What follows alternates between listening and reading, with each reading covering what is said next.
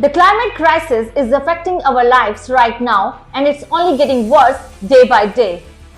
Hi, my name is Violet Coco. I am a frontline activist. I have been so for about 5 years now. I was first mobilised by Extinction Rebellion, which is a movement protecting climate and biodiversity. However, I have also moved a lot with First Nations justice, queer rights, refugee rights, and many other important issues like housing crisis and The main part of the movement that I mobilise with is Extinction Rebellion. I like Extinction Rebellion because it's a global movement. We have find solidarity all around the world for our 3 demands. The first demand is to tell the truth, declare a climate and ecological emergency. The second is to act now, which is at emergency speed, halt biodiversity loss and zero out on fossil fuels. And the third demand is the most interesting about Extinction Rebellion, which is what we call installation of binding citizens' assemblies.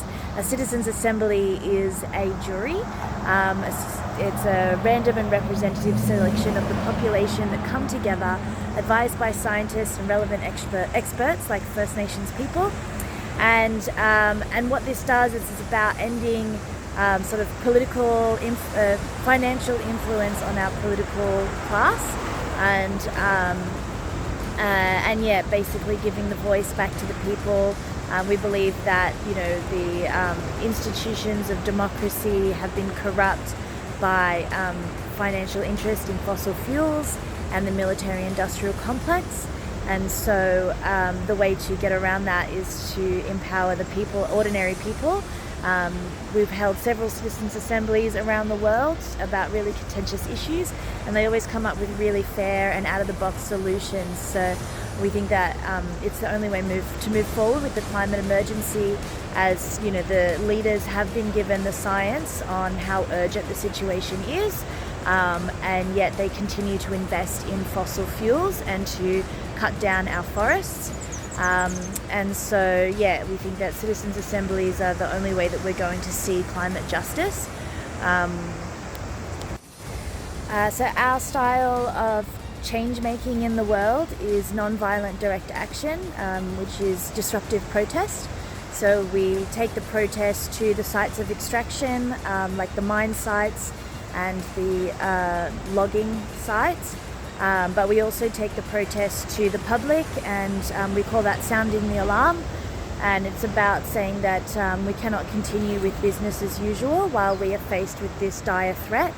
And throughout history, people who've engaged in civil resistance have faced all kinds of repressive consequences in their time, but then later on are heralded as heroes and change makers, like the suffragettes movement, who were the women who got the vote, and also civil rights movement like Martin Luther King. I personally, through my peaceful civil resistance, have been arrested 38 times, and I've been to prison 5 times. I know that is a unfortunate part of this change-making process. But as Professor Hans Schellenhuber says, we are in the end game, and we have to choose between taking unprecedented action or accept that it's too late and bear the consequences. And I refuse to let future generations suffer because we were not brave enough now to make the changes that we needed to keep our planet livable.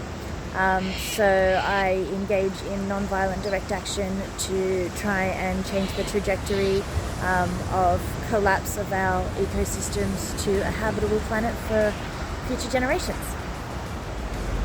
Alright, hi everyone, and I am Parmila Tandon, welcoming you all on my channel P24 News Media. And today I saw a very silent protest, and we have Joe. And your name? Doc. Doc. Yeah. So can you tell us something about your protest, why you people are here in this season, in this weather? Yeah. Okay, so for us, the urgency of the situation overrides weather concerns for us. We're here, even if it snows, we'll come. The only thing that would stop us is if the winds were too chaotic, if the winds were too dangerous, or if there's an earthquake and this bridge fell.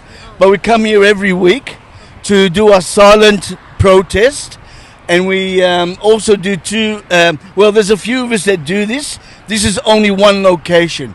Every week there's several locations around Melbourne and Ballarat that people put up their banners on bridges, on the side of the road, to alert people to the concerns that we have about the climate crisis. Right. Doc, would you like to share your views, why you are here, and how your organization work for this global warming? I firmly believe that we've gone from science hypothesis to science fact.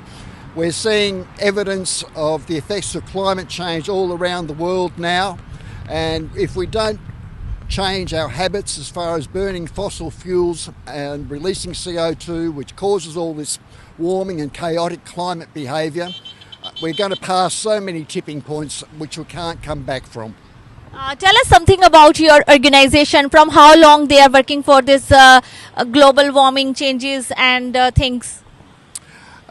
Extinction Rebellion itself started out in the United Kingdom about 5 and a bit years ago, I believe. It arrived in Australia fairly shortly after that. It's an organisation that is dedicated to influencing governments to take more immediate action on addressing climate issues. So it's a grassroots movement. So there's no one in our organisation that is paid. We're all volunteers. We're all very concerned about the climate crisis, and we're all very dedicated. So we all do our bit as a group, or even as individuals. We can still do our bit. So and it's like Doc said, it's a worldwide movement. Started in England, but certainly it's around the world. It's basically in every continent, except the Antarctic, of course. Around the world, yeah. Make one last comment. The real problem is, yes, climate change, but why does the government not do the necessary things that they need to do? We've known about this since the early last century, back in the the 1900s, and it became more obvious in the 70s. And yet 50 years later, here we are, still begging the government to take action. The question is then, why won't they act? And it's not just in Australia, but in the Western industrial countries. They seem reluctant to change. And of course, the belief is that the fossil fuel industry have so much power, so much wealth, they can control what the governments do or don't do in terms of this question.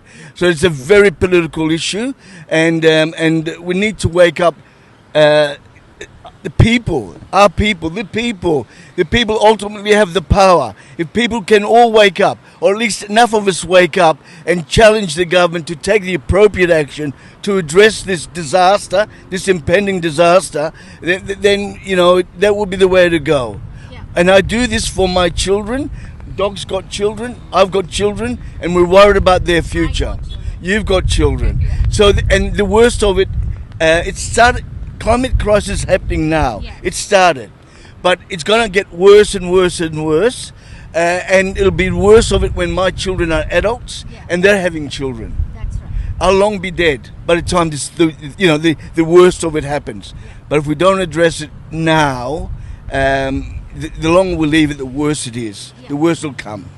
Okay. So not for today, not for tomorrow, but for the future generation, it's very important to raise this serious issue on world level. Thank you for talking to us. Thank you for your support and for your interest. अपने देश और संस्कृति से जोड़ने की कोशिश कर रहा है पीक 24 न्यूज चैनल। आपको हमारी ये कोशिश कैसी लगी? अगर अच्छी लगी तो हमारे चैनल को लाइक करें, शेयर करें और सब्सक्राइब करें। देखते रहें peak 24 news channel, your voice, your nation.